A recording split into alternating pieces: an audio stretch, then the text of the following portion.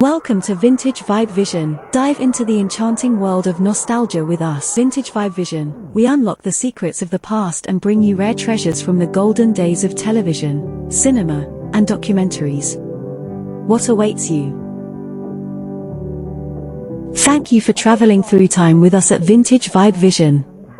If you enjoyed the nostalgia trip, don't forget to hit that like button, subscribe for more timeless treasures, and ring the bell to stay updated on our latest releases. Your support keeps the vintage vibes alive. See you in the next adventure. Until then, stay nostalgic.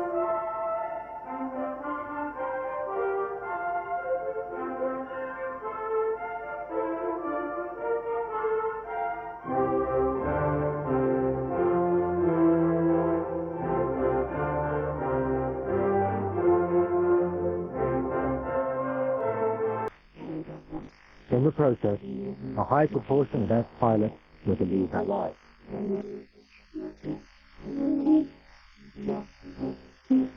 The program culminated in the X-15, dropped from a plane and powered by a rocket instead of a jet, to cross the boundary of space, where the lack of air meant no jet could breathe.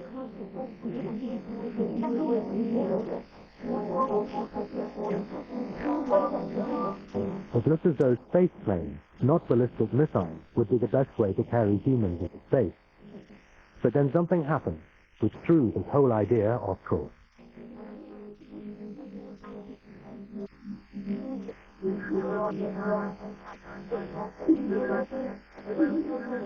A man-made celestial body for the first time in history overcame terrestrial gravity and flew into space.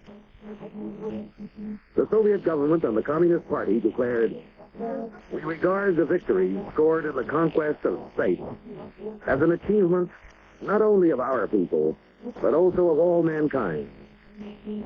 But President Kennedy didn't see it that way. He wanted to beat the Soviet achievement with an even greater American one. And start. We choose to go to the moon in this decade and do the other things, not because they are easy, but because they are hard.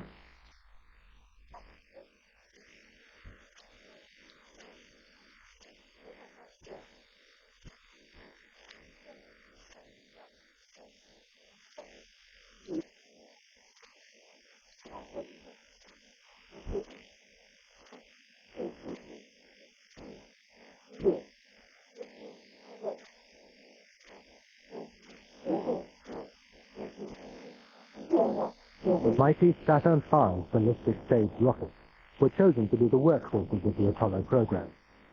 Not because they were the cheapest or the best way to reach the moon, but because their massive heavy lift capability far outshone any other system available at the time. But there was to be a high price paid. America reached the moon only by sucking up 4.5% of its entire federal budget for over a decade.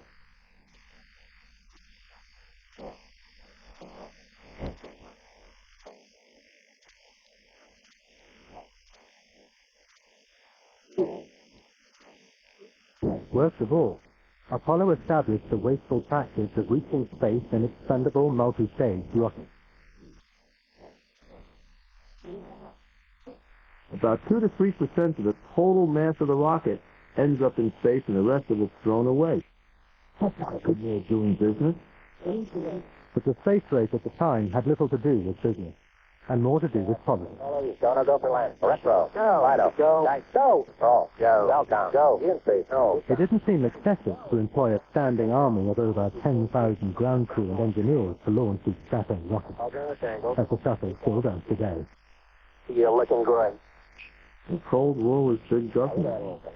The objective of the space program and the Eastern Bloc and Western Bloc was to show the technical superiority. Each side was trying to build bigger and more complex machines. It was not about opening the space to entrepreneurialism and intellectual nourishment. It was about winning the hearts and minds of the uncommitted countries in this world. I'm proud of it. I participated in the Cold War. We had to win it. But in the process, we lost the bubble.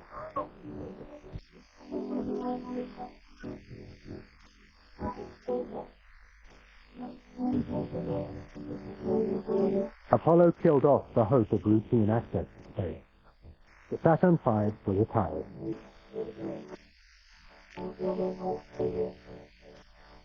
Now, like great dinosaurs, they litter the NASA sites as a reminder of all that was great, and of all that could never be sustained. The ambition of creating a fully reusable launcher has until now remained no more than a dream. But in the summer of 1996, NASA were evaluating designs from America's top aerospace companies for the reusable vehicle that they would call the X-33. It had to be built on a fixed budget of $1 billion, little more than the cost of one shuttle launch. The NASA evaluators had to choose between three front-runners for the design most likely to prove its reusability by their deadline of March 1999. While some of the designs returned to the concept of the space plane, others were radically different. Rockwell, the company who built the shuttle, offered a winged vehicle, not unlike the shuttle itself. While Lockheed Martin opted to leave the wings and design a lifting body shape. But the team from McDonnell Douglas had a clear head start. Their design was based on the DCX, a demonstration vehicle for a space truck they were already testing for the Air Force. The DCX was already flying and achieving some of the main goals set for the proposed X-33, a combination of reusability, fast turnaround, and operation by a skeleton crew.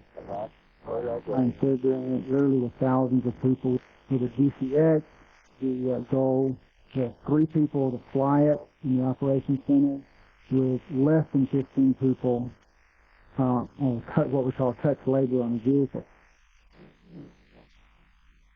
It was a return to the early days of the X vehicle.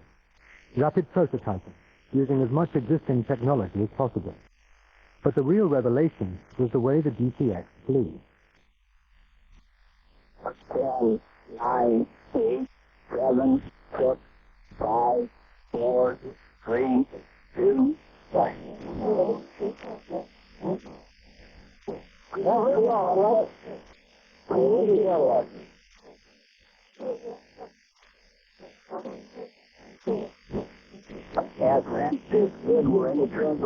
The excitement seeing it fly the first time, sit there and hover in space without movement, it was almost like it was hung up on string.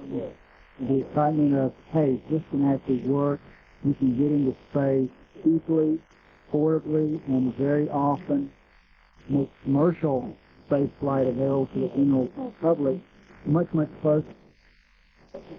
And for the scientists who'd spent so long promoting the concept of single-stage vertical landing, it was a triumph. I was one of the ones that argued that if you ran demonstrations like this, you would get people's attention. Even I didn't dream you would get so much attention as that thing did. And in a way, that might be one of the better things that happen. Apparently, if you make a rocket do something different, everyone gets excited. In fact, on the first flight, people said, gee, it's even more exciting when it's coming down. And I said, yeah, I agree, but you think it's really more exciting, or it's just you and I never saw what go back down before?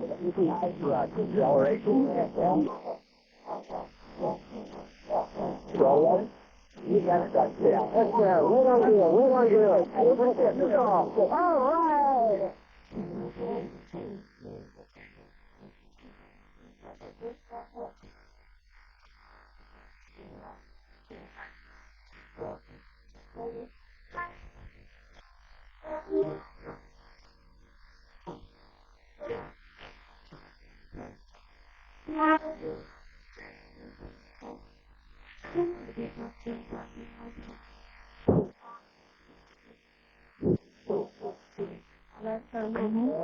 The excitement caused by flights of the DCX ran far beyond the space community.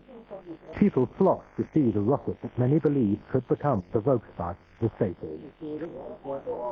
In terms of just plain stirring up the system, It hadn't created all that excitement. I don't think it'd be an X-33 program today. This thing just sort of went right down the trail that NASA, at the beginning, was very standoffish. Next thing you know, they're cooperating too. The success of the DCX program gave McDonnell Douglas confidence that their X-33 proposal would put them ahead of their competitors. McDonnell Douglas was able to fly the DCX in 24 months and 3 days from a piece of paper that was just a blank proposal, if you will. This machine is inherently more complicated than the DCX. So we got the right plan. We got the same team that did the job on the DCX. So the learning is there, the processes are in place. We're just waiting to go. It's like a locomotive that's got a head of steam up and not quite ready to release the brakes. We're going to fly this machine in 32 months from the day the contract is signed.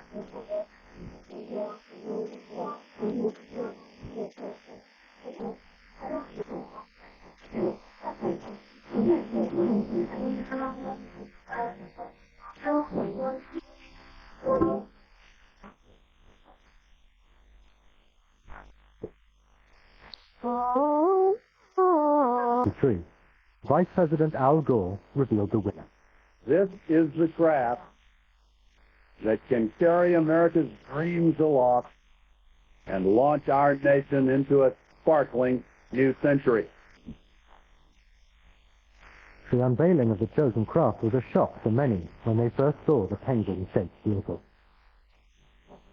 Congratulations to the Lockheed Martin Skunk Works.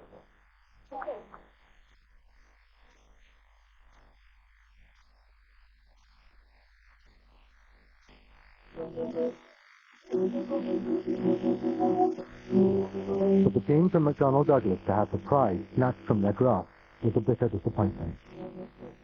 In the White Sands of New Mexico, the successful flight trials of the DCX were to continue. But why had the promise of this revolutionary vertical lander been thrown away by NASA? It lost. We ran a fair and open competition. This is how democracy is. But worse was to come. The forces of this novel approach to a fully reusable spacecraft soon saw disappointment turn to disaster.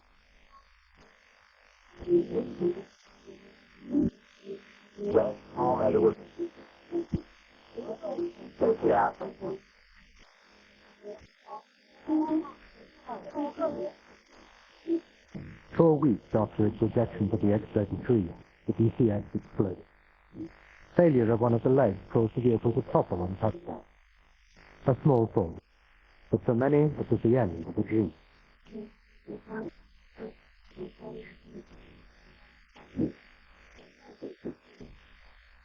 Obviously, everyone was extremely disappointed. The initial onset was quite a depression.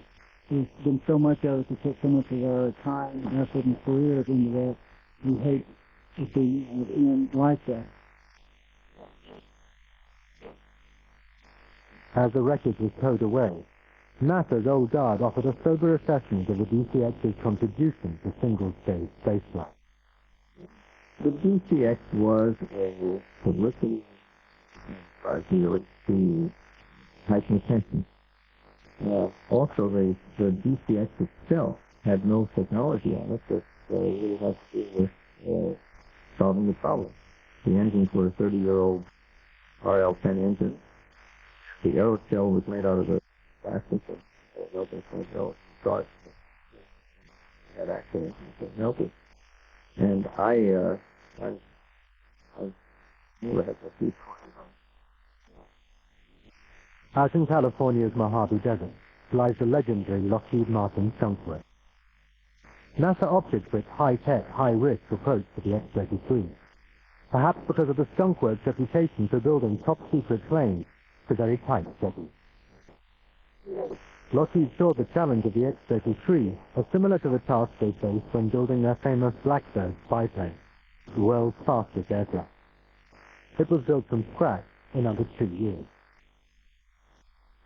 But as the skunkworks team gathered for a secret design review in the summer of 1996, they had less than 30 months to build a prototype of a completely new spacecraft. The first prototype would never itself go into orbit, but it was required to demonstrate the full range of new technology needed for the final reusable launch vehicle. According to NASA, they chose the unusual Lockheed design because it offered the greatest technological challenge. But now the team was faced with the task of turning polished computer graphics into a machine that could fly. One of those who was daunted by the scale of the problem was Chief Engineer Paul Landry. The difficulty of putting the man on the moon, to me, it was easier to do that than it is to do this program. Here we have a very aggressive schedule, a cost factor that's limiting us on one side, and the technologies that we're having to try to use to get there in that short schedule. The integration of those three key issues is probably the most difficult, which makes this one a harder program to work than the Apollo. Since you have this Unusually for a project this size, the original concept came from just one man, Dave Rudy. It started out with me alone, and then I got one other person in to give me a sanity check, and he gave me a passing grade, and so I started looking for a little funding so I could bring a team together. And once the team came together to work on this, then it took on a life of its own, because I had other minds with other ideas, and it was all converging on a better and better concept. And so I just let it grow. I took the approach of letting the engineering team do the engineering, and I would go try to sell it to people to get us some funding and get it built. We build satellites to provide... Regarded as something of a creative maverick, Yuri resigned from Lockheed before the X-33 contract was awarded. Now he's been brought back as a consultant on the vehicle he conceived. All of that's going to grow. I see Dave on occasion, and I keep telling him, next time you have a dream, do us a favor, wake up, forget about it, and go back to sleep again. Because what we've done is we've created the next generation launch vehicle. Well, let me tell you, it's going to be very painful to get there. But we will get there, and it's going to, people are going to have a very hard struggle with it. In the time since Lockheed won the contract for the X-33, the scale of the task they face has become dauntingly clear. They have to construct a new type of airframe out of novel material, powered by an engine which has never flown before. Yuri's solution to the enormous problem faced by any single-stage rocket. To reach space, the whole structure, including the payload, must weigh just 10% of the lift-off weight. All the rest must be here. In effect, the vehicle itself must weigh to nothing. Only one vehicle has ever come close to achieving this. The record-breaking aircraft Voyager, built by legendary aircraft designer Burt Rutan.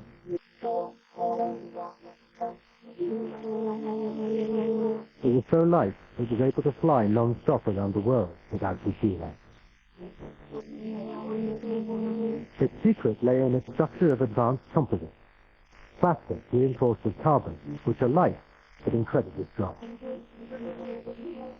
Now the X-33 is also being built of materials like these. But Yuri had to save even more weight on the EU spacecraft, and chose to get rid of the wing. That was really my starting point. I wanted to get rid of the wing.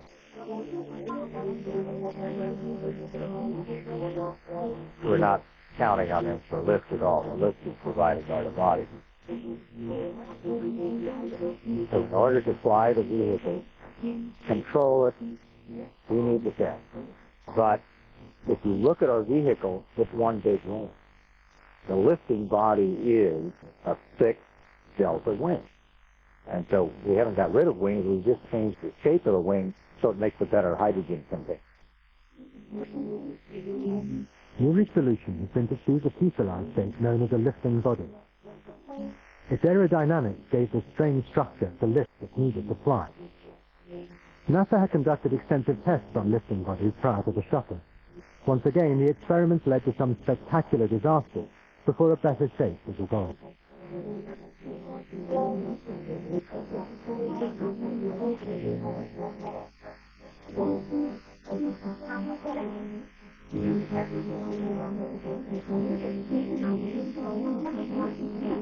But these were all vehicles without engines. The problem of mounting a rocket in a lifting body was never solved. Yuri now thought he knew how to crack that problem by using a novel rocket engine called an aerospike. The aerospike engine is lighter than a normal rocket, and its linear shape makes it easier to integrate into a lifting body. The engine is more efficient than previous rocket designs, as it automatically adapts to changes in atmospheric pressure. However, no aerospike has yet been proved in flight. The aerospike is not the only untried technological advance that the X-33 will test out for the first time. The vast liquid oxygen tank, which forms a large part of the structure of the X-33, has been constructed out of lightweight aluminium, using groundbreaking techniques. It's the largest tank of its kind ever created. The X-33's revolutionary heat shield has also been taking shape. Unlike the subtle glued-on ceramic tile, the X-33's aerodynamic shell is made up of new ultra-lightweight metal alloy panels which act as a heat-proof skin. But even the skunkworks have failed to pull all these technological innovations together in time for NASA's original deadline of March 1999. Yet, as the component parts begin to be assembled, Lockheed Martin are confident that the X-33 will be flying in the summer of the year 2000.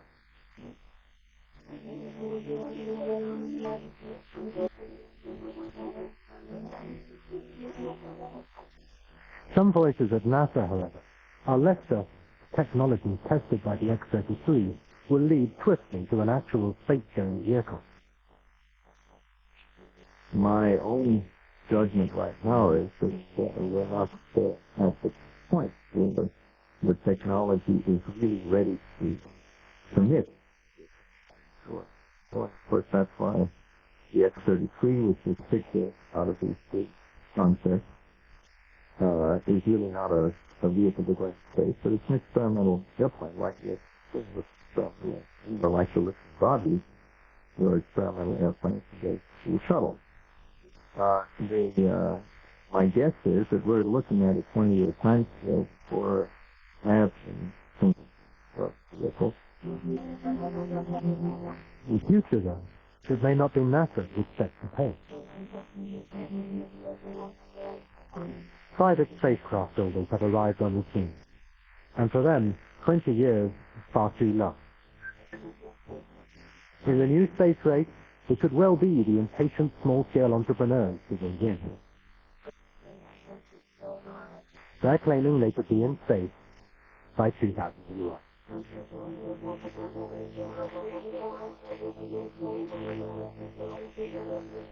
The gathered at Austin, the largest air show on Earth, to hear from the man tipped to win the $10 million X Prize, Burt Rutan, builder of the Voyager airplane. How many here are familiar with the X Prize? Okay. You know how I feel about putting up prizes rather than government research money to get breakthroughs and to get research done and to get it affordable and to get it so that people can do it. So guys, it's way past our time. NASA has been too long screwing up. When I think screwing up, they are in a way instead of helping us as far as you and I going to space. And they fly out of the atmosphere. It's as if they don't want us to ever go. Leaving the atmosphere is a piece of cake, and yet we're not doing it yet. Well, we're going to be doing it because there's an incentive out there, and that is the first one of you guys, maybe it'll be something in the tent. I'm going to try it. First one to build a spacecraft without any government money and flies 3 new astronauts and does that flight in 2 weeks and reuses his home-built spacecraft, you get $10 million. The launch of the X Prize immediately set the internet buzzing, as the imaginations of hundreds of DIY spacecraft enthusiasts generated designs ranging from the bizarre to those reminiscent of the X. The Pathfinder spaceplane is the concept of Mitchell Burnside Clapp, an ex-Air Force pilot who has formed a company dedicated to making access to space both affordable and routine.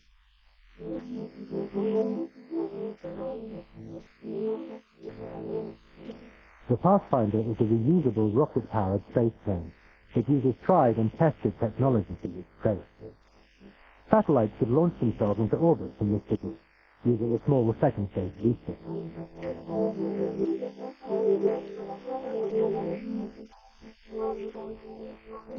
Changed to me as I was moving rapidly back and forth between the aviation community at Edwards Air Force Base and the experimental reusable rocket ship community, because I was also chosen to be flight troopers of DCS, vertical takeoff, vertical landing rocket demonstrator at the same time.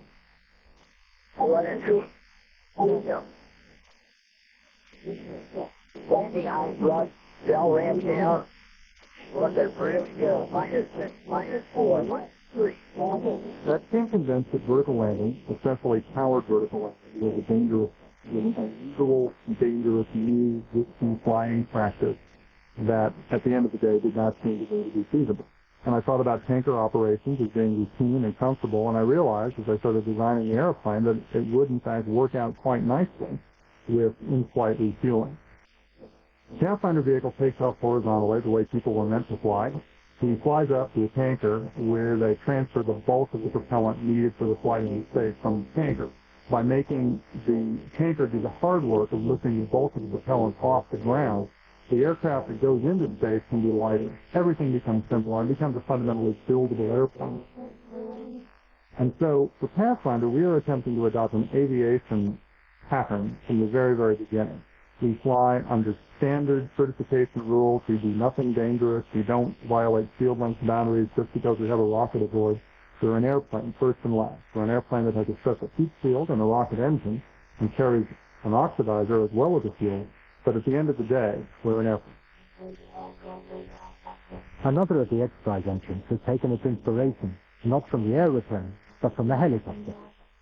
The Roton is a rocket-powered helicopter, which its designers are building with the help of Bert Rutan.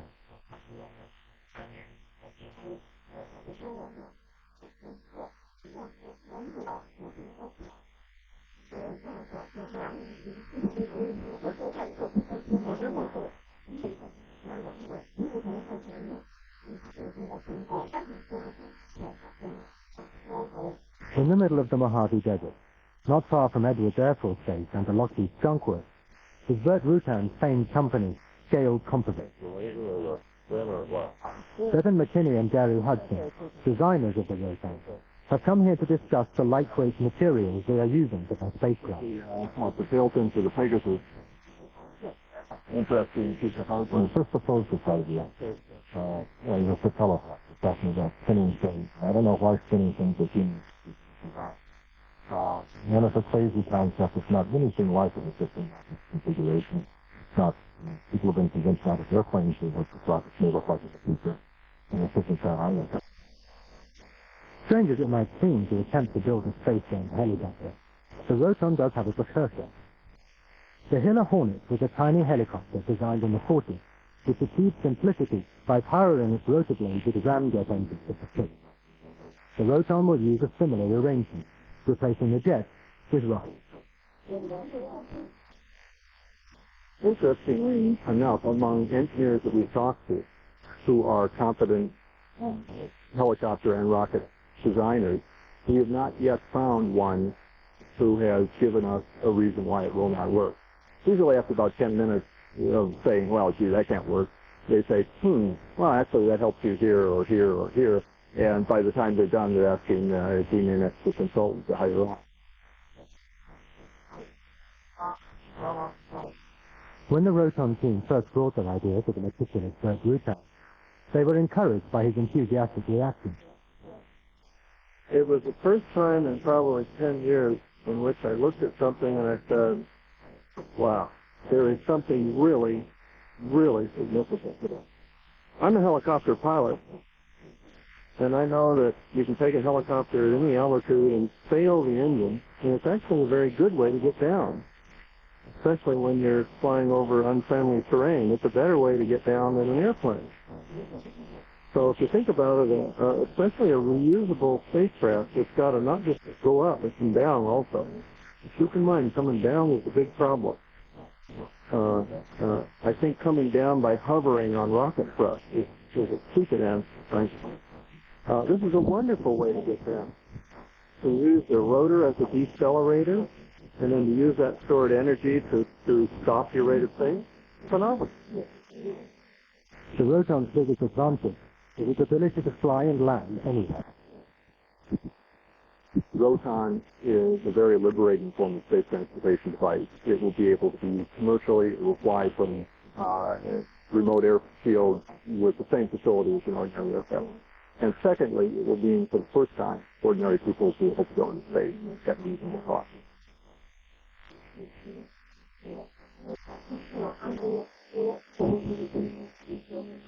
The first test vehicle for the Roton is nearing completion, and is due to undergo atmospheric tests in the near future.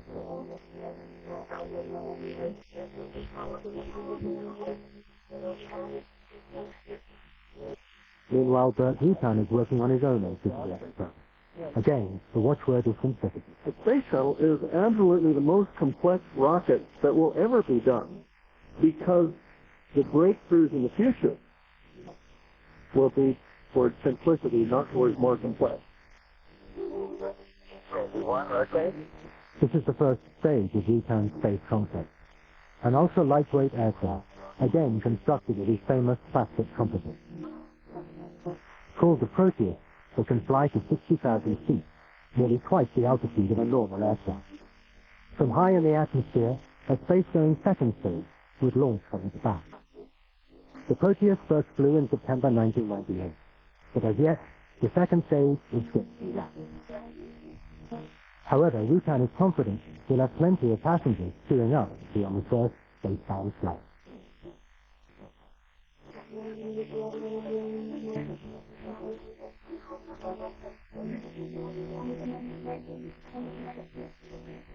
In fact, so compelling and practical is the concept of reusable spacecraft that they could ultimately spell the end of the age of the aeroplane.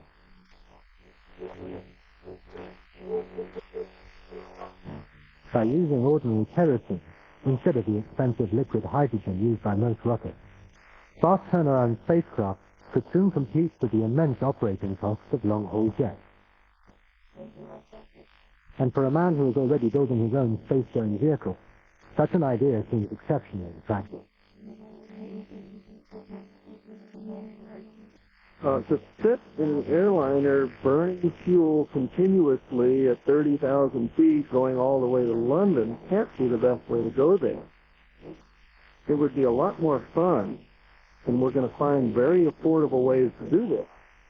To make a big time for us for a few seconds, and then to sit there and enjoy your meal in weightlessness and have much better views than re-enter over London and land. I mean, that's got to be a much better way to travel, right?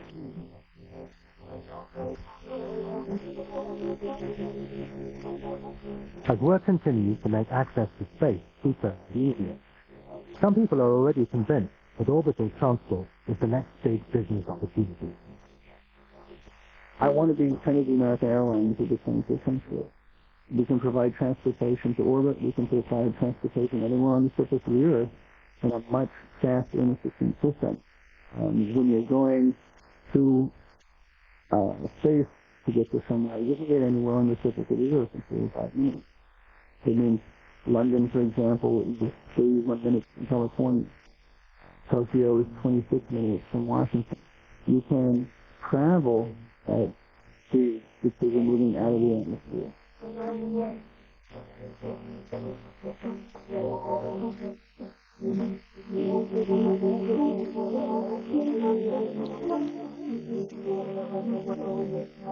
This area of cargo. I had talked with UPS and FedEx many years ago when we were first proposing our vehicles. And we talked about the fact that for parts of Australia and Japan and New Zealand, you can offer a service, pick up by 9 in the morning, delivery to the west coast of the United States and Canada, but I see on the previous day, for those occasions when it really gives it. Very useful.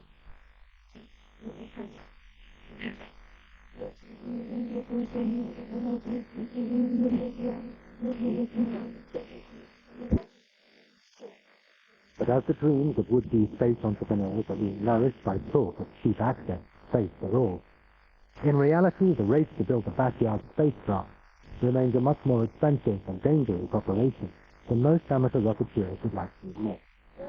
Many are waiting for an elusive breakthrough which could change everything. We're going to look back at it and say, wow, why didn't you do this earlier? It will become so obvious once somebody has done it. You know, it's like the 4-minute mile. Once you can demonstrate you can get to space quickly, the first person who does it will kind of break the door. One of those currently knocking at the door is Britain's leading private rocketeer and only ex-prize entrant, Steve Bennett. You don't need to be a NASA rocket scientist to do this. Indeed, a NASA rocket engineer would probably have a lot of difficulty organizing spacecraft to win the X Prize. Okay, so get on the tip and just sort of wiggle gently and we'll see it fly on. The technology to do what we're doing or what we're proposing to do has been around for the last 40 years. He did this knowingly. All the science has been done. A case of looking at all these existing things in a smart way and bringing them together in a very unique and novel way to crack the problem. It's not a difficult thing to do. Hopefully at some point the amateur rocketeer will be able to perform at a level that perhaps NASA's at today. Of course, you know damn well that private individuals could do it a heck of a lot cheaper than NASA.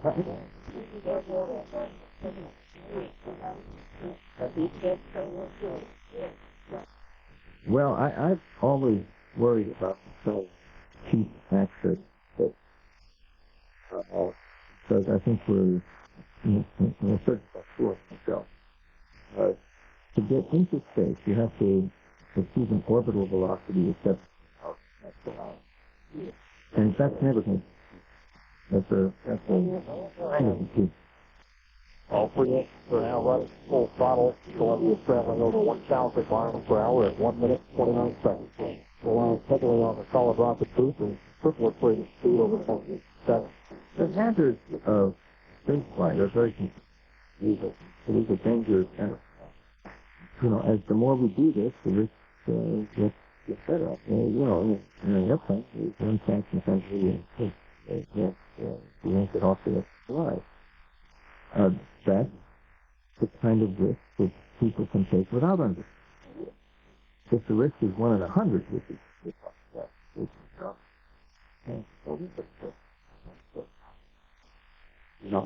people are not. Velocity 2,257 feet per second. Altitude 1.3. Now more than a decade after the shuttle Challenger took teacher Krista McAuliffe to her death, it may be time for aspiring amateur astronauts to reflect on the use of spaceflight. Challenger, go and throttle up. Go and throttle up. 115 seconds. 2,900 feet per second. Altitude 9 nautical miles. Downrange distance. You have no way of judging this. It's a few months that it's funny. There was no way. And I just am more food. But for those who experienced the pioneering days of the X vehicle, when sometimes pilots died at the rate of 2 a month, risk is the price of progress. In their view, there is no other way to.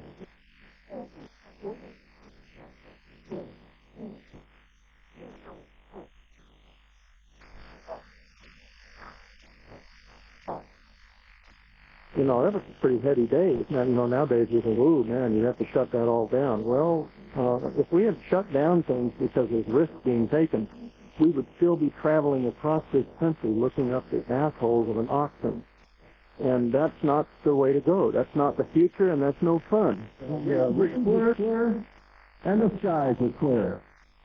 The pad is on. On a count of 10. 9, I'm willing to take the time and try and design a vehicle that I'm willing to put my life in. And if it doesn't work, it's my fault, not somebody else's.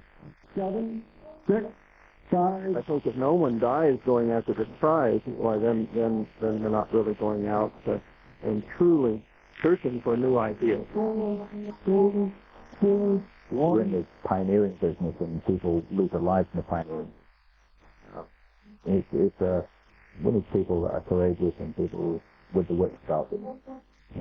These are the people.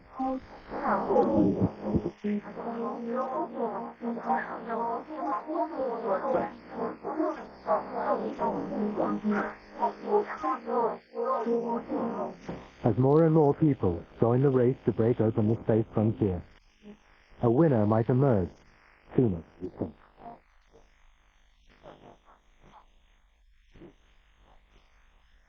Four at 5 o'clock. An international team of 6 engineers and aerospace scientists has today won the $10 million X-Prize competition after 3 years of very hard work.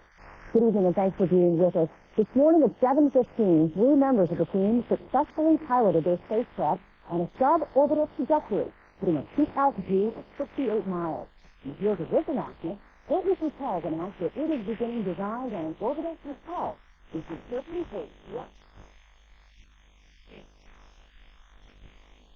You can take a closer look at all things Lunar at the walking line.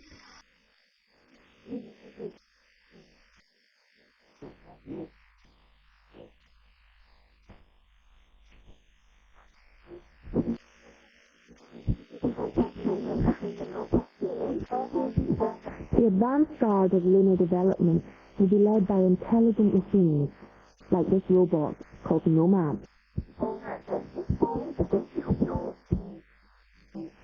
Nomad is a planetary rover prototype. It is a 4-wheel vehicle that uses laser and stereo cameras to navigate autonomously on natural terrain.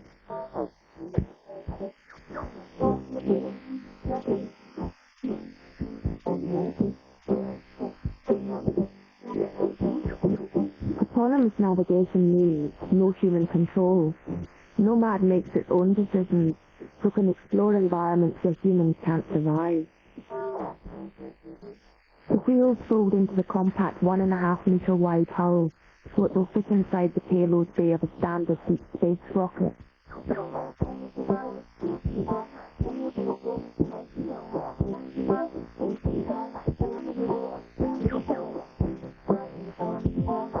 The engineers who designed Nomad are confident that if they raised the $20 million needed to get it there, Nomad would be the next intelligence to land on the moon. Already, Nomad has capabilities to see, to safeguard, to communicate. Is a veteran of hundreds of kilometers of travel in space analogous terrain here on Earth.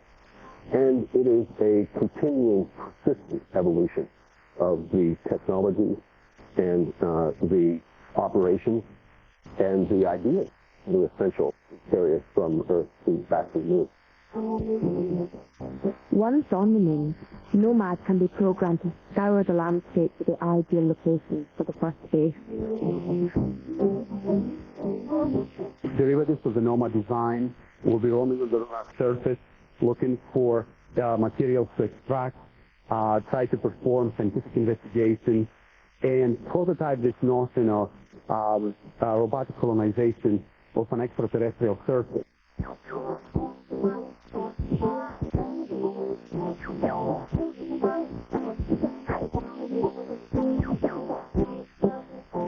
We all have a very intimate relationship with this robot. We are the people that conceived it, designed it, built it. When Nomad is on the moon, it will be as if one part of ourselves is actually operating up there.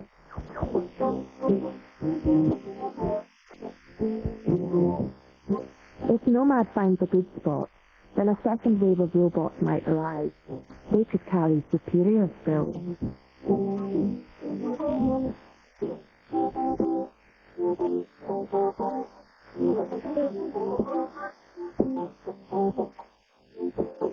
Kumar Ramahali is a lunar enthusiast who has designed a robot that does much more than survey.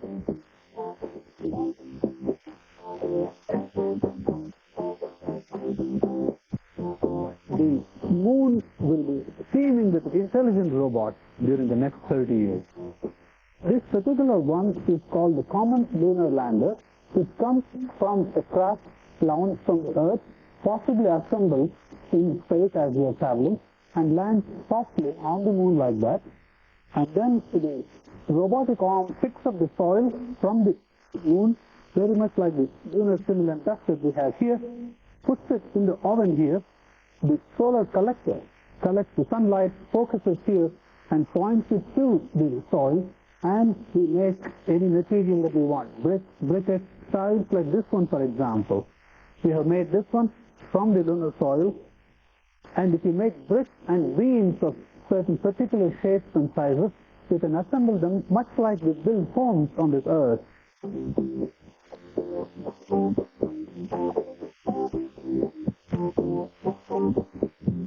Ramahali believes that building out of lunar dust will cut the cost of establishing the moon base by billions of pounds. Without his robotic homemaker, the construction materials must be launched from Earth, the cost of almost £15 million a ton. We can start with this kind of a device, go there, and start the colonization of the moon at very short notice, because we have sized it, we have designed it engineering-wise, and we have costed it so we know what can be done. Ramahali calculates that the robot will build 12 huts in 6 months, providing shelter and life support to the first pioneers. But how would humans live on the moon?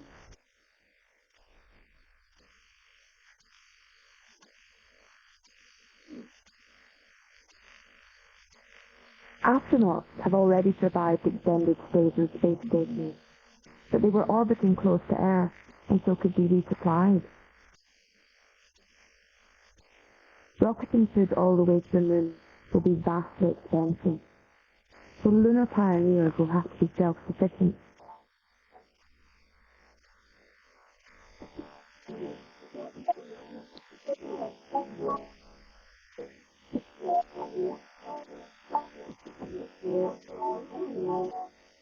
NASA's Life Support Department recently examined life on a self-sufficient moon base. In 1997, 4 volunteers spent 90 days sealed inside a 20-foot wide steel can, known as a chamber. Among them was Englishman Nigel Packham. We don't get day or night signals outside, so we don't know when the sun comes up and we don't know when the sun goes down. So both physically and biochemically, in fact, our bodies adjust to the environment we're in.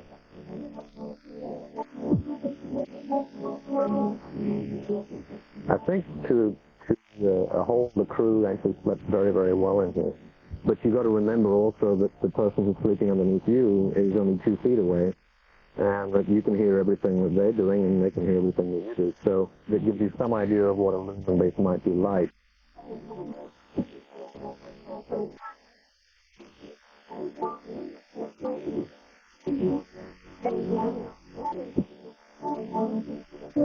Throughout the 90 days, video cameras allowed scientists on the outside to observe life within the chamber, where rigorous experiments were taking place. The human consumed about 900 kilograms of food a year. To survive, lunar pioneers must extract at least part of their nourishment from the moon. The chamber's chief scientist believes this will be possible. The experiments we've got going on in this chamber are looking at how we can use plants. Plants obviously will provide us with food for our space crews on the surface of the moon. This is a lunar simulant that we're looking at, which is essentially very, very similar to what we find on the surface of the moon. It's a high titanium basalt, and it does well in growing plants. Of course, what we have to do on the moon, since there's no atmosphere, we have to bring it inside some habitation chamber, some plant growth area, but we should be able to use it pretty much as is. Now, this is wheat, and these particular varieties of wheat are what we call super dwarf varieties that have been bred specifically for use in these plant production systems for space applications. This variety, as you can see, gets very, very short, but it's high yielding and does well under very high production conditions. We provide high light to this crop, and we provide 24 hours of light to this crop. Now, other crops that we're looking at besides wheat and sweet potatoes are white potatoes, soybeans, rice, and tomatoes, and a whole host of lesser quantities of crops, herbs, or some of the herbs and spices as well. Inside this chamber, we have a crop of sweet potatoes growing. This crop was planted 30 days ago and is growing hydroponically. Hydroponic production of plants is growing plants just in nutrient solution. There's no soil.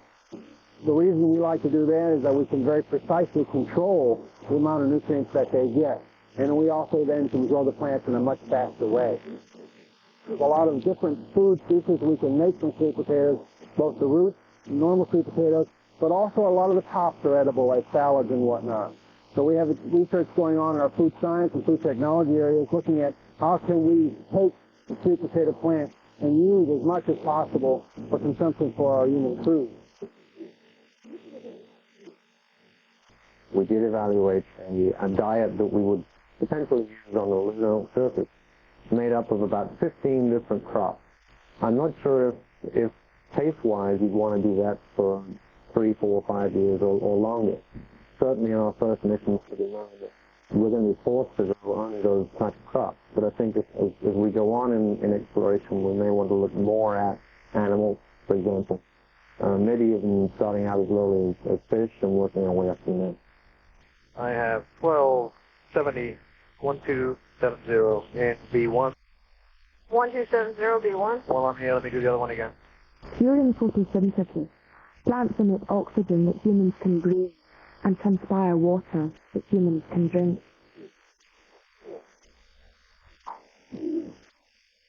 So, on the airless and arid moon, plants can provide life support. This could make the distance between pioneers holding out their months and colonists staying for generations.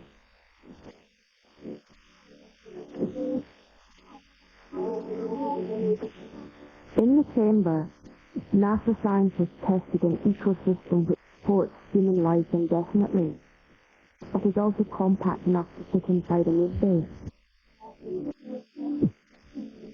During our 90-day test, we looked at combinations of biological approaches and physical-chemical, machinery, if you will, approaches to recycling air and water.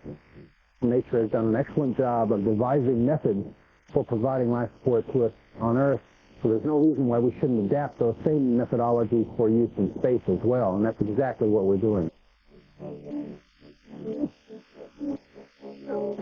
Intensive recycling is not for the squeamish. Not long ago, this drinking water was urine.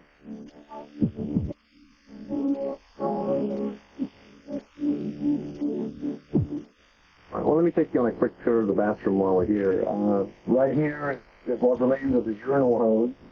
The men urinated directly into the measuring cylinder to measure it. The women urinated into a beaker and then transferred that into a measuring cylinder. So this is really just the recipient of the urine.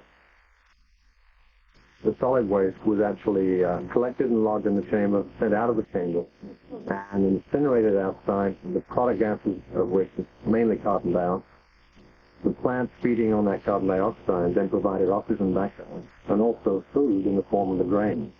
So the grain came back in here, we milled it into the flour, made wheat. So you can see that we're eventually getting into this recycling program, the ultimate in recycling. Using Nigel Packham and his fellow volunteers, an estimate was made of the minimum amount of plants lunar colonies will need to survive. Our estimates for the plant area, the growing area that we require for one human to provide food on an ongoing, continuous basis is about 30 square meters. Now, in terms of the plant's ability to consume carbon dioxide and to produce oxygen, we only need about 10 square meters of growing area for one person on an ongoing, continuous basis. To accelerate growth, most moon plants will be cultivated inside cabinets. But our Holland, the Cambridge psychologist, discovered there are benefits to scattering plants all over the place. A splash of greenery has powerful side effects.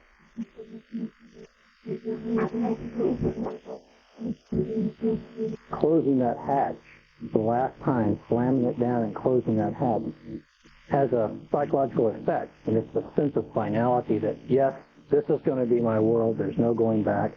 I think for a lunar colony it'll be the same thing.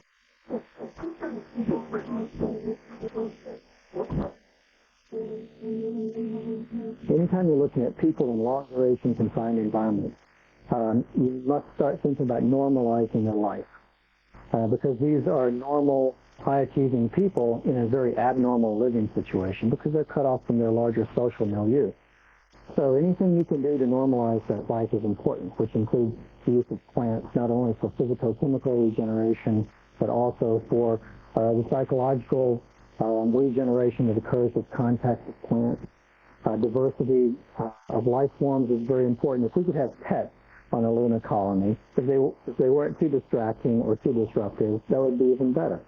So I think it's important to allow people a wide array of ways to recharge their psychic batteries, so to speak, their emotional batteries, and exposure to plants, keeping plants is one part of it. There was definitely a therapeutic aspect of having the few lettuce plants that we had in here growing hydroponically. We took them from seedlings all the way up to full-grown lettuce plants. And apart from the length of our hair, those were about the only things that changed them. Nothing else really changed. So tending the lettuce plants was very important. Thinning them became quite a difficult decision, which ones to take out and let go, and the other ones take all the way on to maturity.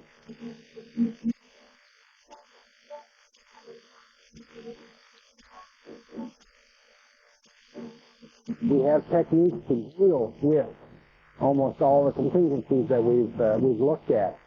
We can do them more elegantly with lower amounts of consumables, for example, lower power requirements. We can make smaller pieces of hardware that weigh less, that take up less volume, and so on. But really, there are no technological showstoppers from putting in place on the surface of the moon a life support system which will work and which will work well. The technology exists for the moon base to grow and sprawl. But what will attract ordinary Earthlings in large numbers? The answer is not up on the moon, but back down on Earth.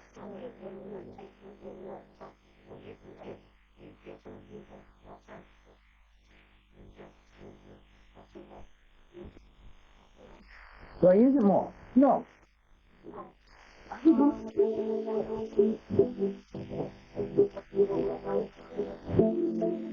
Human civilization is endangering Earth, and in just 30 years' time, there will be twice as many of us. Many experts predict an energy crisis and demand that the richer countries curb their wasteful lifestyles. But one Texan scientist envisions an alternative future. He believes that everybody can enjoy the American dream as long as the Earth doesn't supply the energy. David Criswell. Solar power is your ultimate resource, and the solar power. And fortunately, it's an enormous power source. Trillions of times, or millions, billions of times more than you actually need. And so the challenge is to just devote a tiny little bit of it efficiently down here to the Earth in such a way that it doesn't disrupt the environment.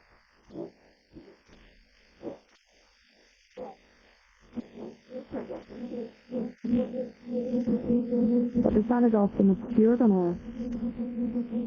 So Criswell has employed a little lateral logic and come up with a lunar solar power system. The lunar solar power system is a way to provide solar electric energy on Earth, but rather than capturing the sunlight on Earth, you capture it on the moon. The moon is exposed continuously to sunlight in a very dependable way because it has no atmosphere. On the moon, the moon exposed cells, very thin form, like sunlight changes and then another set of solid-state electrons can change that electric power into microwaves, but the microwaves would deliver the power in the form of beams back down to Earth.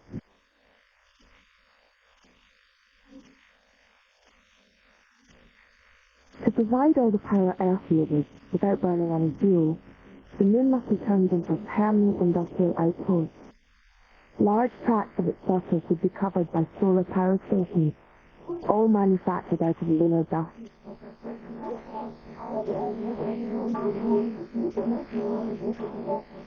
The lunar solar power station is made up of slots. They have solar cells, they have electric wiring, they have microwave generators and reflective antennas. All of that material, or virtually all of that material, is made on the moon from the lunar dust from the surface.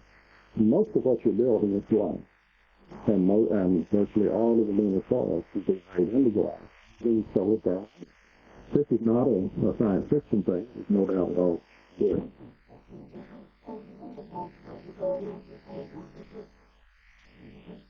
Criswell estimates construction of the lunar solar power system will take 30 years and cost trillions of pounds. Working alongside the robots, there will be at least 5,000 people. And if this industrial mid-base follows the pattern of human colonization on Earth, it would expand and diversify.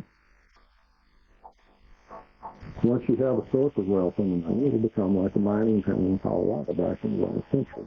People will find reasons to do that, most of which have absolutely nothing to do with primary activity. One of the rewards for me would be to be buried on the moon.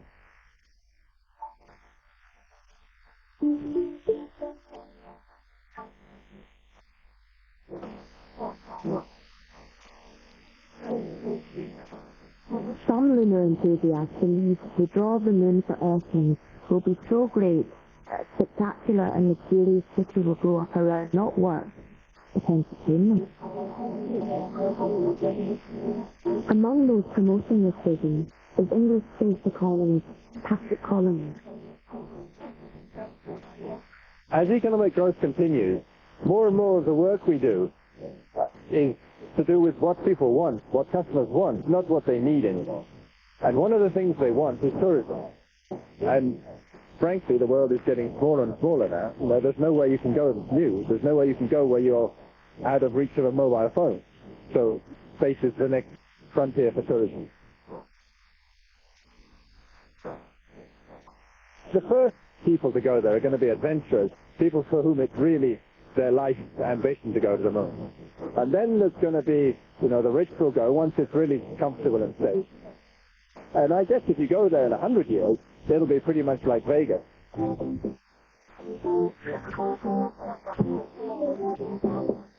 Despite being surrounded by inhospitable deserts, Las Vegas is the fastest growing city in America because its economy is based on tourism, the world's largest industry.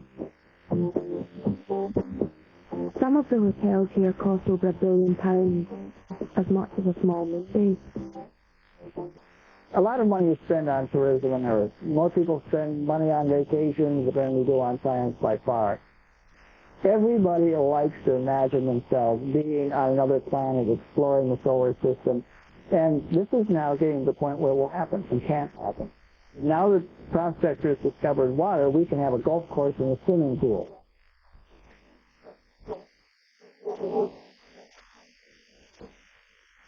In the moon's low gravity, people will feel lighter and will be able to perform feats that seem miraculous on Earth. Running is going to be different when you're on the moon because you're not going to have as much traction between your feet and the ground. So it'll take you longer to get started. You'll start skidding your feet like a cartoon character.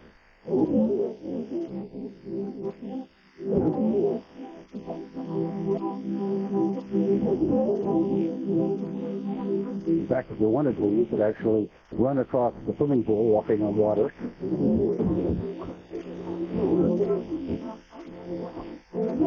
The feelings in the rooms are going to actually be higher because when fixed gravity on the moon, when you walk, you kind of bounce up and down. So people who aren't used to that, they just bang their heads back. See, the average person probably could jump maybe a foot in the air on Earth, and once there's gravity, you'd be able to jump about your own height. That could change the way we design staircases. You'd be able to throw a ball much farther.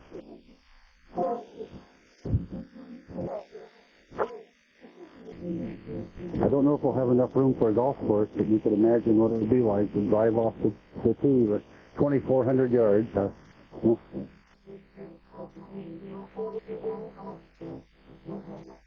In low gravity, water's going to fall very, very, very slowly like this. And so some kind of interesting rotating water is, a really great, totally unique thing you cannot do on Earth. I think the moon is going to be a wonderful place for old folks.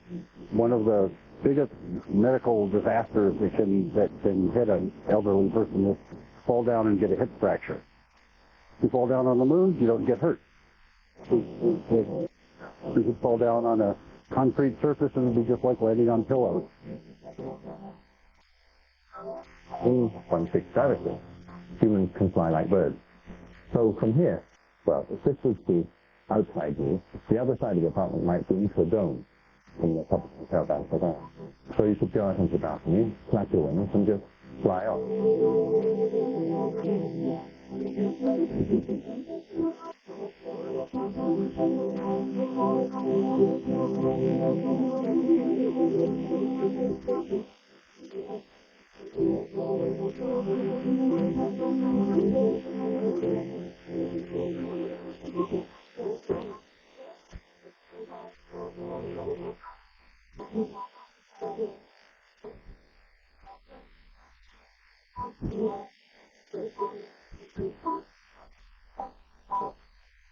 Some visitors will want to fly out of the city and enjoy the scenery. To me, the moon is an extremely beautiful place. I must admit, I like deserts. I like barren things on the Earth. I enjoy that kind of environment. When you go, if you look at the Apollo 11 landing site, which of course chosen because it was flat, it may be uninteresting to most people. I think it's beautiful, and you may recall the astronauts themselves said that it had a certain type of beauty to it. Columbia, this is Houston, radio loud and clear. Yeah, radio loud and clear. How's it going? Oh, it's beautiful, Mike. It was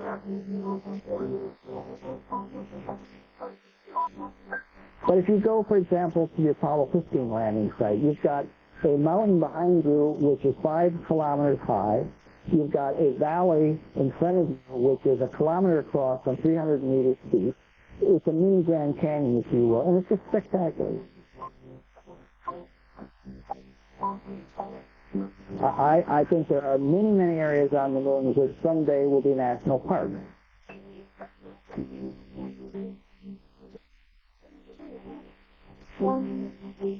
Space tourism is fast becoming a multi-million-pound business. That's why after 20 years at NASA, Greg Bennett gave up his job training astronauts to join a company that plans to build hotels in space. His new employer is based in Las Vegas, where he's picking up the tricks of the hotel trade. These people know how to make a fun place, right? Maybe we can talk them into building the Lunar City Hotel. Well, the materials they use here remind you a lot of what it'll be like on the moon. Everything's built in stone. You get these beautiful floors just by polishing the rock. You need a lot of room. You don't want to feel claustrophobic when you build a place like this. For one thing, the ceiling is high enough. So if you start bouncing on the moon in 1/6 gravity and leaping your own height into the sky, at least you won't bump your head. You know that dry atmosphere that you get on an airplane? We'll have to avoid that. So we'll probably have lots of fountains, lots of water courses everywhere, waterfalls. One day we will be standing in a space just like this, with maybe a lot more greenery, right on the surface of the moon itself. And we'll be standing on floors made out of the actual rocks of the moon.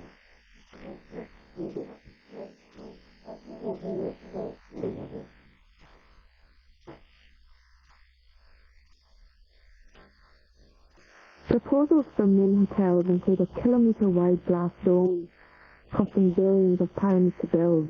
It could accommodate many thousands of tourists, each paying over £1,000 a night.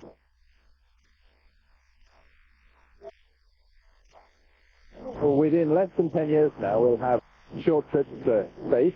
Within less than 20 years, we'll have short trips to hotels in orbit. And then in less than 30 years, we're going to have hotels on the moon.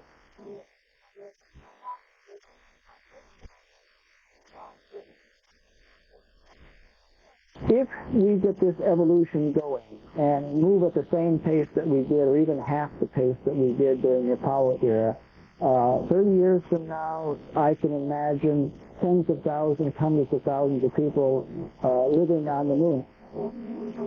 Once you start building it, it can expand, and you can have people not only going for a year, but you can go and have them stay forever, and have children, and have their children have children. Just as our forefathers, 200 years ago started coming to this continent, and look at how many people are here now. This is the dream of humanity.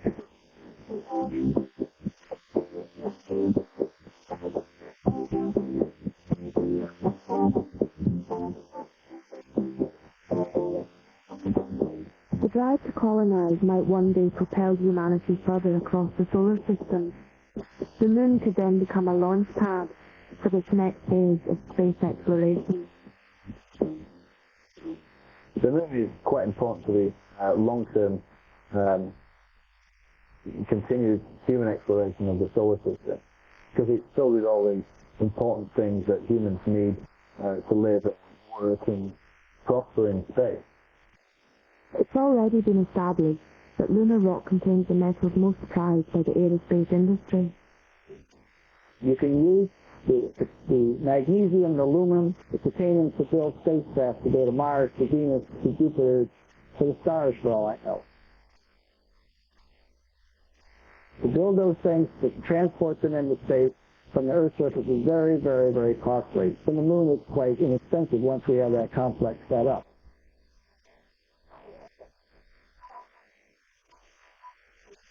In the moon of low gravity, flight requires much less power, so spacecraft could launch from here with enough momentum to boldly go where nobody has been before.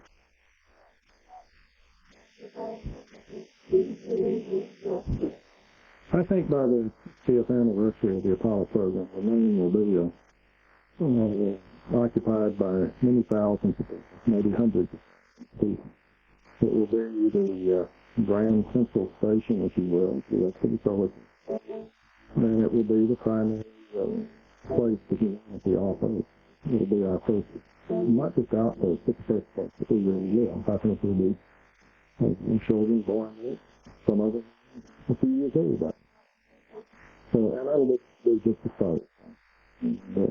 So it will be the real stepping stone for humanity on beyond things.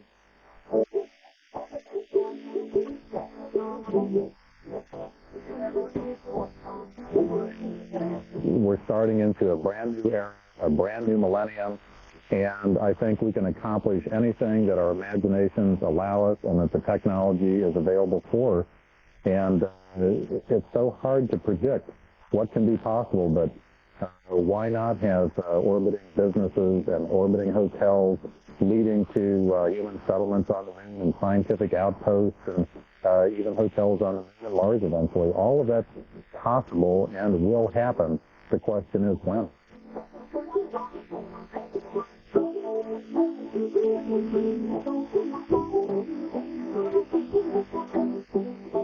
You can chat online with the producer of tonight's show now at www.channel4.com. 4 seasons culminates tomorrow with the lunar landing in real-time Apollo at 10. Then at midnight, John Snow presents a 4-hour live program to coincide with the moonwalk exactly 30 years ago.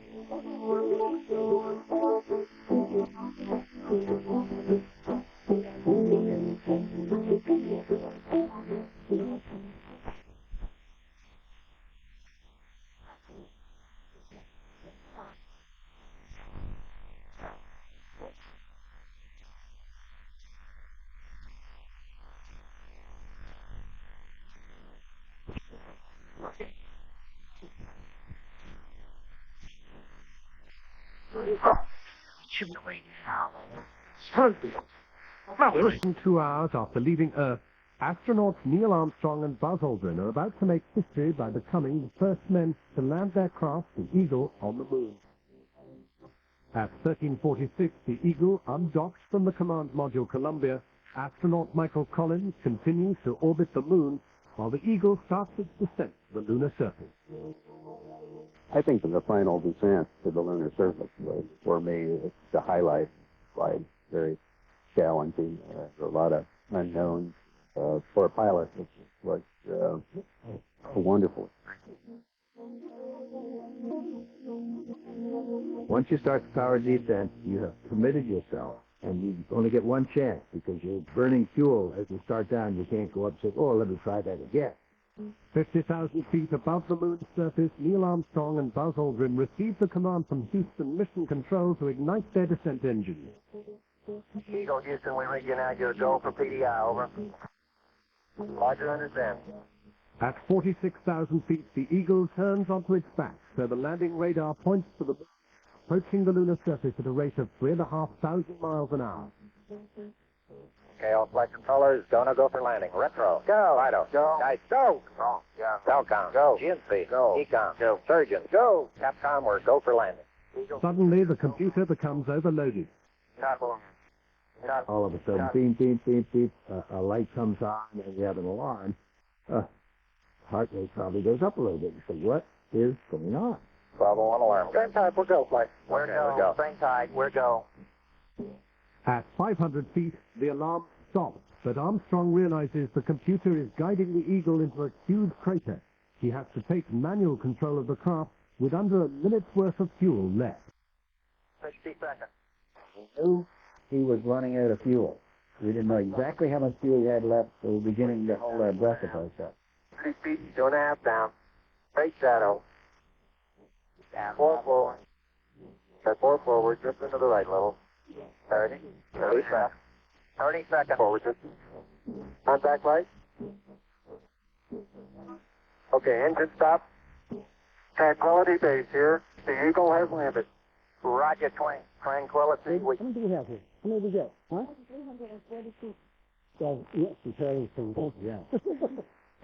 All right, well, I'm sorry, yes, this is Michael Moore, Holy Father, and we have over 2,000 Catholics here that we've converted with. So that number is 2,290 something, 92.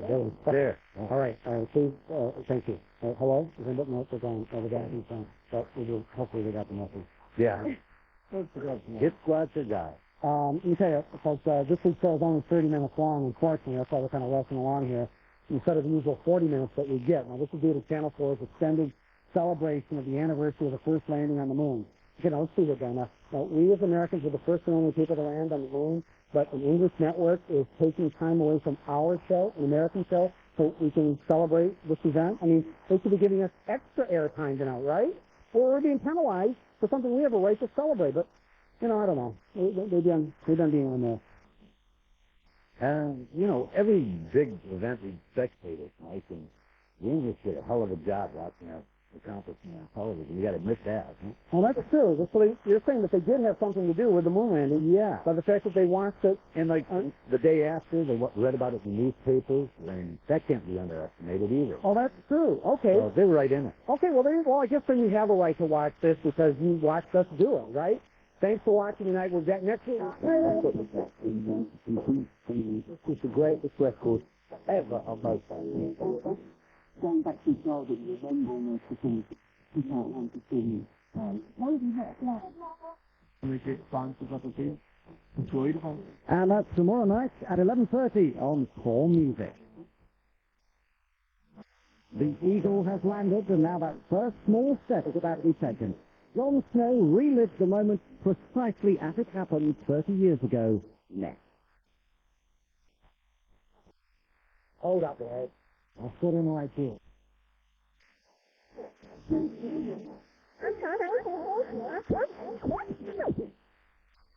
Call now on 09069 100 600 for a live one-to-one chat. 09069 100 600. It's now on. The Great Ford Summer Drive. And summer forecast has never been better, because you can now get the features you really want and the offers that matter at really great prices, which means there's only one place to be this summer. The Greatport Summer Drive. Go on, get the most out of summer. Carrot hand wash the thermos is brilliant. A tube. Firstly, it's antibacterial agent. Removes germs most ordinary soap can't. And secondly, it has moisturizers which help protect and care for my skin. So, use Care X hand wash with your hands will feel fresh, clean, and really fresh. If you care about your skin, always handle with Care X. At Safeway, all pasta sauces are cut by 20%. Oh, another Italian masterpiece. Price cut 99, permanently low prices.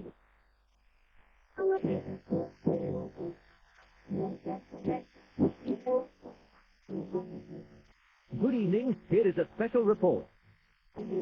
Legoland Windsor opens with new castle. Torture chamber discovered. We have the pictures. Children come face to face with fire-breathing dragons. Screaming family leaves castle in a hurry. All in all, a hair-raising day in Legoland.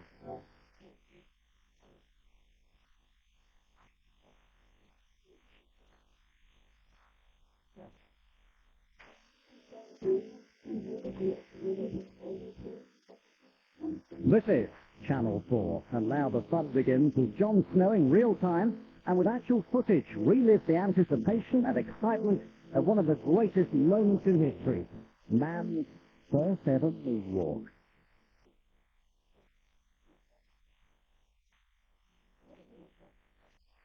Good evening and welcome to One Small Step.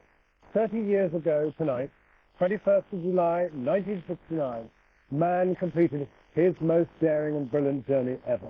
The team of Neil Armstrong, Buzz Aldrin and Michael Collins, crew members of the Apollo 11 mission, had landed on the moon.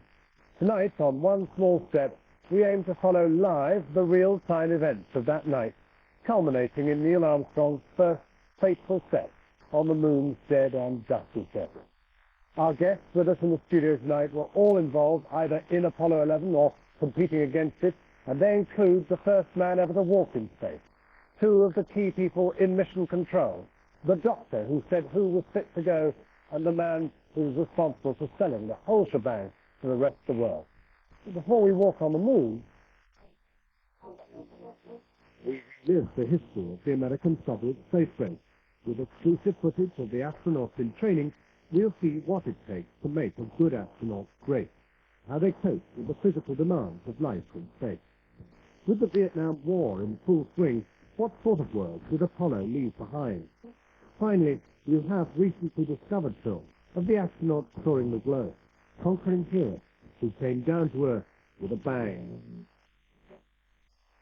Well, right now, around the world, 1,000 million people had their television sets warmed up.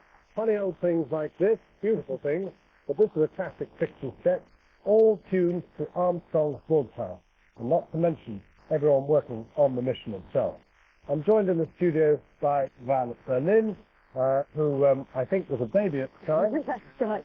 Pretty clearly, and I, who was a bit of a long-haired oddity. Let's just see Violet, and indeed we must also introduce the two key members of the original Houston mission. That's Violet. That's me. That's you, and that's me. Anyway, let us now introduce Jerry Griffin and Pat Norris. Now, Jerry Griffin, you were the flight director. Pat Norris, you were in charge of various aspects of the navigation of Apollo 11. Let's start with you, Jerry. When the launch, ahead of the launch, what chances were you working on? 100% that you'd get there, bring the men back again, or a pretty good chance you'd get there, bring the men back? Well, I think at the end of the day, we were very confident we could do it. We had been to the moon 4 times by the time we flew Apollo 11. We had flown Apollo 4 times, but we'd been to the moon twice. Once on Apollo 8, just circle, and then again on Apollo 10, we take the lunar module and the command module through their paces, but we didn't land. So we had been out there before, let me say it that way. However, all of us knew the great risks that were involved. But I don't think any of us ever thought about failure. We just didn't think in that direction. So I think most of us, I've heard Neil say it, and I think I would agree with it, felt that we probably had somewhere between a 90 and 100% chance of getting the crew to the moon and back safely. Probably less of a chance when they actually land and get them back safely. But probably 50-50. Which were you more sure of, getting to the moon or getting them back from the moon? I felt we would get them back. The systems that we had developed over all those years and the design was such that we had enough backup methods of doing things. The one thing that had to work right was that service propulsion system in the command module to get them out of lunar orbit, out of orbit. That was a single point failure that should have bitten us, but it never did. But Pat, you had to work on where they should go, where they should land. Mm-hmm. I mean, the moon's a big place. I know it's smaller than Earth, but actually deciding where to actually put down was a very strategic issue. Yes, I think that's right. As Jerry said, having been there twice before with Apollo 8 and Apollo 10, was absolutely essential. On Apollo 8, we learned a lot of things, a number of things that if they'd happened on Apollo 11, we might not have got there and got them back properly. And likewise on Apollo 10, they were trailblazing missions that did allow us to improve the software we were using, to get some of the information that we used. Silly things you might think, like the longitude of some of the radar stations on the ground were wrong by hundreds of meters. We only found that out on Apollo 8. But by the time we came to Apollo 11, I think we were pretty confident that we had sort of most of the bugs out of what was going to be used. Well, let's just sort out how tonight's going to work, yes, because you're going to be able to join in as well. That's right. If you have any questions for our guests, you can email us on, very simple, moon@channel4.com. So there'll be plenty more questions coming in from us and the viewers. So before we talk any further, why don't we just catch up with the story so far?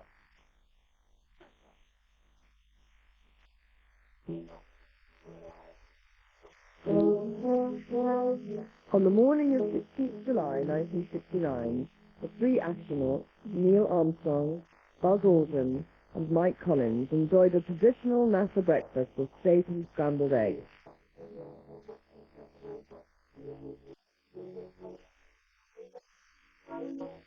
After suiting up, they travelled 8 miles to the launch pad where the Apollo 11 rocket was awaiting the final part of its countdown. The Saturn V launch vehicle would burn 15 tons of fuel per second as it lifted the 3,800-ton rocket through Earth's atmosphere. It would reach a speed of 25,000 miles per hour. This is Apollo 7 launch control. We're still aiming for the start of our window, and this is the first flight to land men on the moon. Astronauts report it feels good. T-minus 15 seconds. Guidance is internal.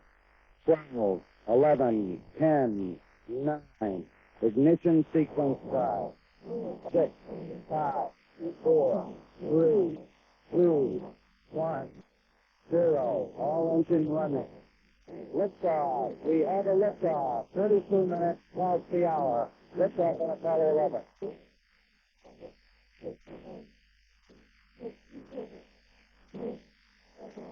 Tower clear. We got a roll program.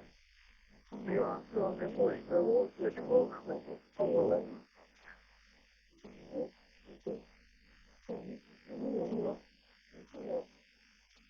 Plus 30 seconds.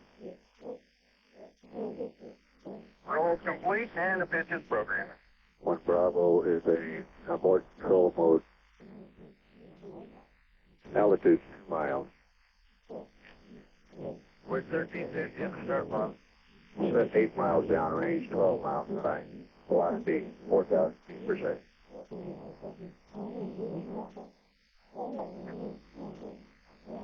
Station. Navigation. Yes, well, Houston, thrusters go. All engines, you're looking good. All right, you're loud and clear again. As the Saturn V tore its way through the Earth's orbit, its second and third stage engines were released. The rocket now relied on a single thruster for 240,000 miles a week. Roger, 11, we'll pass that on, and it kind of looks like you're well on your way now. This is Houston. 4 days later, the craft reached lunar orbit. As it whipped behind the far side of the moon, the 3 astronauts temporarily lost radio contact with mission control. This is Houston. Are you ready? Pretty loud, clear, Houston. How are Armstrong and Aldrin entered the lunar module Eagle, which then separated from the command module and Michael Collins. During their 21-hour stay on the moon, Collins would remain in orbit alone.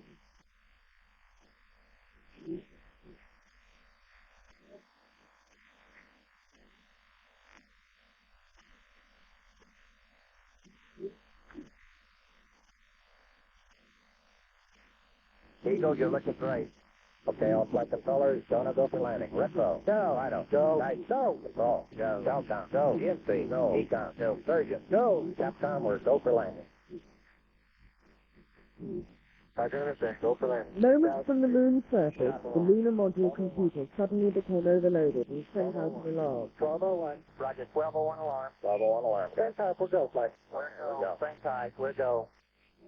Armstrong was told to override the signal, but discovered the Eagle was heading towards a crater surrounded by treacherous boulders. He needed to take manual control and find a safe landing site.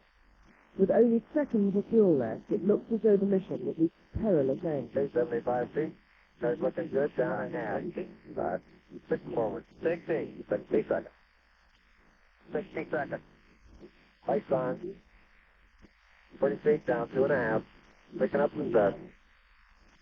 30 feet. 2.5 down. Big shadow. 4 forward. 4 forward. Just into the right level. 30. 30 seconds. 30 seconds. Forward. Contact light. Okay, engine stop. Tranquility base here. The Eagle has landed. Roger, Tranquility. We copy you on the ground. You got a bunch of guys about to turn blue. We're breathing again. Thanks a lot. Well, Sherry Griffin, you were one of those wiping your brow. He had to take control of this thing manually. That was not in the plan. He would have taken it much lower manually to set it down, but he was going right into a boulder field with, as the clip said, had a lot of craters with it too. There was no place to land. Was that your fault, Pat? I'm afraid somebody has to take the blame. He wasn't where he was meant to be. The navigation was wrong. He was a little wrong, 5 miles off on a bit south, 20 miles south. Where should the correction have occurred? Well, it's difficult to say. He started out in the wrong. You were trying to get there. You wouldn't have started from that place. Right. He started out in the wrong orbit. In a sense, he was set. The gravity on the moon is very rough compared to the Earth. This was one of the surprises when the first unmanned orbiters got to the moon. And in a sense, it's like trying to ride a bicycle over a very bumpy field. You may stay upright, but you find it hard to keep going in exactly the direction you want to go in. So we found it very difficult to work out exactly where the Apollo was going to go over this very rough and rugged gravity field. But this was a risk moment then? Yeah, and the risk came from the fuel. Yeah. Now, it turned out that... We're talking about leaving enough fuel to get back out again. No, different engine. Different engine. The descent system is a separate system from the ascent system. But at the time when we called 60 seconds to go, we called 30 seconds to go, we touched down with something like, on our clock, 17 seconds to go. Now, there was some pad built into that, so there was some contingency. And after the flight, when we went back and actually did the detailed analysis of exactly how much fuel had been used, we actually had about 43 seconds of fuel remaining, some 680 pounds, which actually is quite a lot. But in later flights, we had a lot more fuel remaining than we did on 11 because we went straight to the landing site. Let me pick up on something that Pat said. The moon has what they call mass concentrations. We call them mass times. There's very dense places, I guess, on the moon that it makes the orbit not real smooth. This era came primarily from a lack of knowledge of what we call the state vector, with what the real orbit was versus what was in the computer. It probably had a 3 or 4 mile error in it, and it just propagated all the way down. No big deal. I mean, it's a... Well, you were laughing. I so you both had a smile when you were watching that lecture. It must have taken you back. You must have felt very tense at that moment, though, both of you. Yeah, you know, I don't know how Pat felt. I was, you know, we had been working on this thing so long. I joined the space program in the early 60s. Mercury and Gemini were really a part of Apollo because they all built up to that capability. And I remember that night very well. This was just kind of another drill, and then let's get it done, so forth. Until when Buzz said, picking up some dust, all of a sudden it dawned on me they were blowing dust off the moon. And for some reason, that moment grabbed me. It still gives me chills to think about it. When he said that picking up some dust, and he just a little side comment, and I said, my God, we're there. That was the moment when you suddenly realized you were making history. Yeah, it was more than a technical drill at that point. That's where it really became... because that's what this was. It was a fantastic technological feat. Right. But for most of the time, history was completely, you were oblivious to history. Right. You had a job in hand which had a logical sequence. And John, in all fairness, I think it was actually some number of years later that most of us that were involved finally understood the significance. The reason we were so embroiled in it, we were all young people, full of vim and vigor, and we were immersed in this thing so far that we just couldn't smell the roses. How was it that somebody as young as you, and you must have only been about 30? When I was named a flight director, I was 34, and at the time, I was 33, and at the time of this flight, I was not to my 35th birthday. What would you say was the average age of the guys in that room? All looked pretty young. Probably 30. I mean, was that because you were the new generation who had just begun to go up with computers, and, I mean, the older generation just wasn't hacking in? As a matter of fact, the space program really began with kind of an aviation base. It was really airplanes. I was an aeronautical engineer. Many of us were aero engineers. They didn't have computer science, I guess. They didn't call it that in those days. And so we really bootstrapped the aviation capability into the space capability. And there were not a whole lot of people. You were 25, and you were only probably 20 or so when Kennedy said, we're going for the moon. That's true, yeah. Now, at that stage, did you say to yourself, hang on a minute? No, I'd like to think that would have been the case, John, but no. Like Joe said, I became immersed in various jobs. I, for various reasons, ended up in America, working on the space program first in Washington, D.C., and then down to Houston. So I was event-driven rather than having worked out. When I heard Kennedy say that he would go to the moon in this decade and return, that did not set the pattern of my life. My life pattern was set by other factors, more to do with getting a good job, wanting to travel, things like that. Now, presumably, in that clip we just saw, when Jerry got the kind of the feeling, the jitters at kicking up some dust, you got the jitters at, where on earth are they? It was your job. Well spotted. I'm afraid it's very true. I did think to myself, my goodness, I don't recognize that area when we were coming down. And of course, when Neil had to take over control higher than expected, it did mean that he wasn't where people expected him. But technically, I know obviously it mattered where you landed for moving to the surface, but for the scientific purposes of what was going to happen, it didn't really matter much whether you were 5 miles off course or not. Yeah, now that was true at Tranquility. In later flights, we did Apollo 12, the next flight, we did want to make a pinpoint landing because we wanted to get next to a surveyor spacecraft that had been there for several years, a robot. And we did. We landed within about 600 feet of it. But you're right, exactly. We are now about, I mean, they've been on the moon's surface for a bit. And we're 2 hours or 2 hours and 5 minutes away from them opening the hatch and getting out. Can I read some emails? By all means. I did want to ask one question just before you do. And that is, Is this the most dangerous part, having got there, or is there yet more danger to come? Oh, I think the landing was by far the most risk involved, and at this point now everything is stable. We didn't know that for a while because we were actually prepared to abort if we had to. And we've got Buzz Aldrin and Neil Armstrong in the module down there. Poor old Collins going round and round, Right. completely forgotten. Presumably you were still talking to him. We were, and in fact he kept asking questions about how they're doing, and But he couldn't see the picture. He was the only man He was in the the universe only to probably. see the picture. You're exactly right. The only person in the world that didn't have access to a television. We were asking him to try to spot them because we didn't know where they were on the surface. Having him look on And he the did actually manage to spot them. He got a visual. But he was in a very fixed orbit. He wasn't moving about. That's right. And there was no sense in which he was saying, are these three men ever going to reconnect?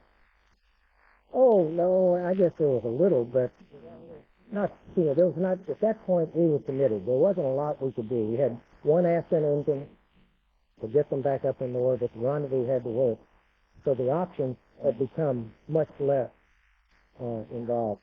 Well, yes, we have got some emails. No questions just yet will be released. Nothing difficult. But some congratulations and some interesting ones from a guy here. Can you believe you are reading emails from someone born when the world was actually experiencing some of the most technological advancements in the history of mankind? I was born on the 16th of July, 1969, 30 years ago, and my dad named me Apollo.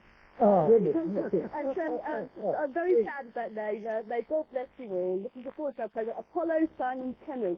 So that's happy birthday, isn't it? Apollo, happy birthday, Apollo. That's terrific, huh? Me. Very nice, very nice. Just one final thought then. They are there now on the surface of the moon. What are they doing? The first few minutes, or the first maybe half an hour, was taken in making sure that everything was stable and that they would not have to abort and immediately lift off. It was fairly clear early on that everything was just fine. We did have one pressure that wasn't right, and then eventually we looked at it and said, well, even if there was a line down in the descent stage, way down in the bottom, that had frozen evidently, and the pressure got a little high. We looked at it and said, even if it ruptures, it's not going to hurt anything. So, other than that, it was. They just suit up and a lot of other things before they get out. The big decision, John, which I guess we'll get to now soon, is they were supposed to take a 4-hour rest. And they got their adrenaline was pumping.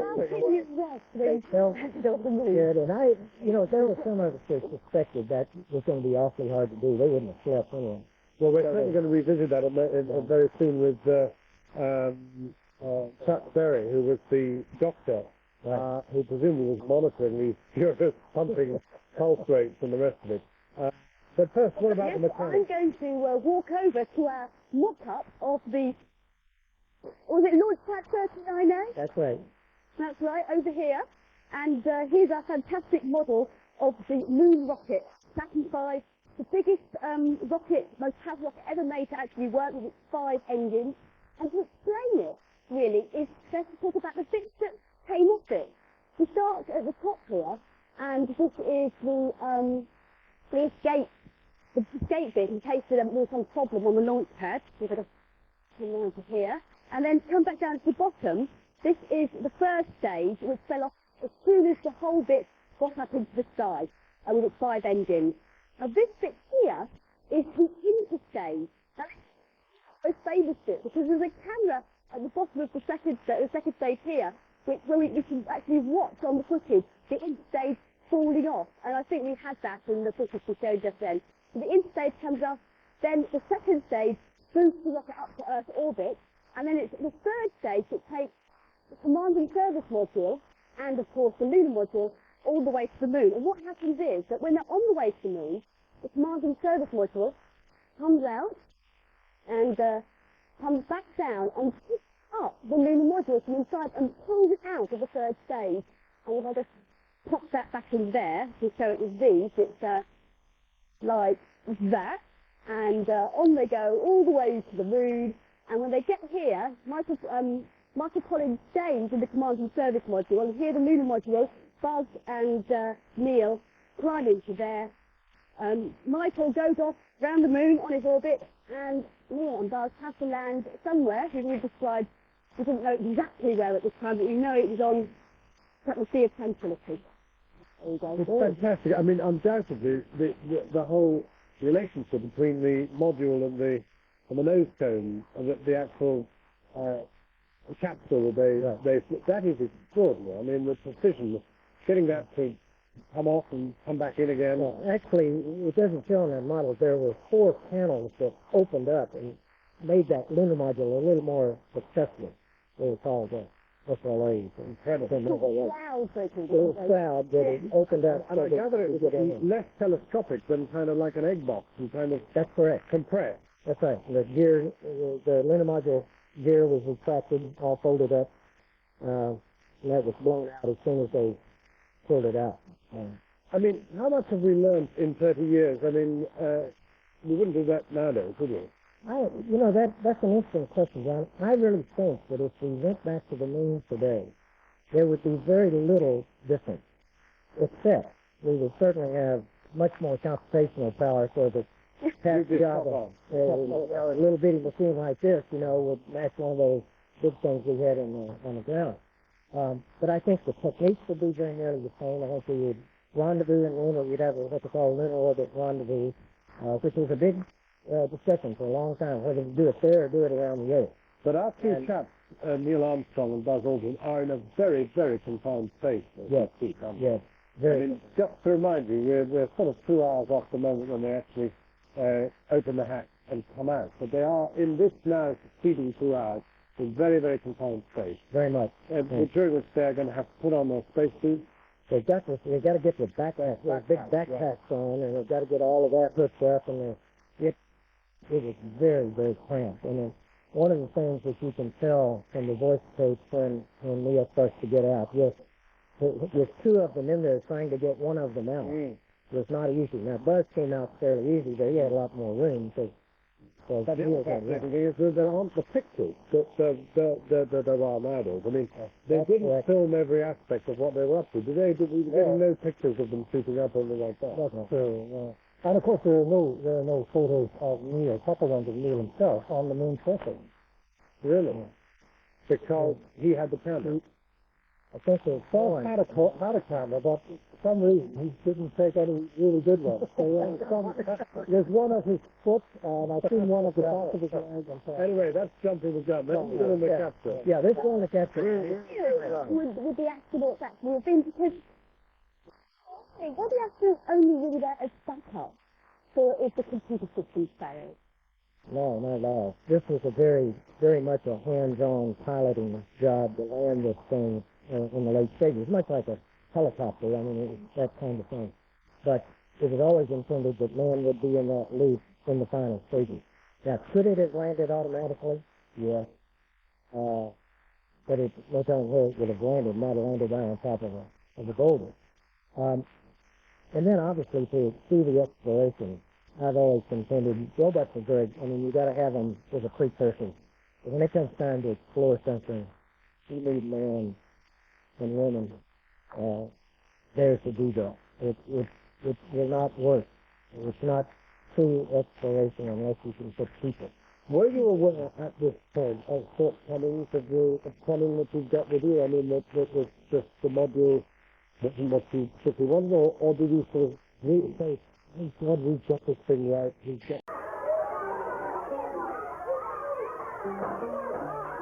Welcome to Vintage Vibe Vision. Dive into the enchanting world of nostalgia with us. Vintage Vibe Vision. We unlock the secrets of the past and bring you rare treasures from the golden days of television, cinema, and documentaries. What awaits you? Thank you for traveling through time with us at Vintage Vibe Vision. If you enjoyed the nostalgia trip, don't forget to hit that like button, subscribe for more timeless treasures, and ring the bell to stay updated on our latest releases. Your support keeps the vintage vibes alive. See you in the next adventure. Until then, stay nostalgic.